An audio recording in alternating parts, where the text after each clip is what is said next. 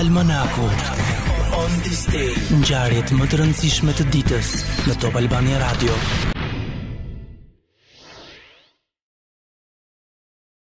Në vitin 336 mbahet në Rom festa e parë e njohur e Krishtlindjes. Sipas një dokumenti, Kisha e Romës e vendosi lindjen e Krishtit më 25 dhjetor. Në vitin 1066, Norman Williams kurorzohet mbreti anglis pas fitores në betejën e Hastings mbi mbretin Harold II. Në vitin 1914 vazhdon armëpushimi i Krishtlindjeve mes ushtrisë gjermane dhe britanike në luftën e parë botërore. Shkëmbehen dhurata dhe dëshira të mira. Në vitin 1926, Hirohito bëhet perandori 124 i Japonisë. Në vitin 1932, një tërmet me magnitudë 7.6 ball goditi rajonin Gansu të Kinës, 70.000 njerëz të vdekur dhe dëme materiale të jashtëzakonshme. Në vitin 1952, fjalimi i parë në radio i Krishtlindjes nga Elizabeta II, e Mbretërisë së Bashkuar. Në vitin 1974, cikloni Tracy shkatron qytetin australian të Darwinit, duke vrarë 10 njerëz.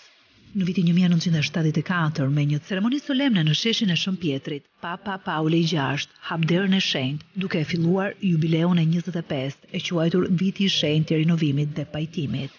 Në vitin 1976, një avion pasagjerësh i linjave ajrore egjiptiane rambi një kompleks industrial në afërsi të Bangkokut, 71 persona humbën jetën. Në vitin 1977, ikona botërore e kinemas dhe komedis, aktori dhe regjizori britanik Charlie Chaplin, ndahet nga jeta në moshën 88 vjeçare në Zvicër. Në vitin 1989, rëzuar nga pushteti me revolt popullore në Rumani, presidenti Nicolae Ceausescu dhe bashkëshortja e tij Elena u ekzekutuan me pushkatim në qytetin Targovishte.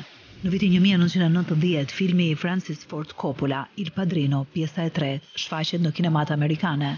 Në vitin 1991, në një fjalim televiziv, udhëheqësi sovjetik Mikhail Gorbachev njofton dorëheqjen e tij.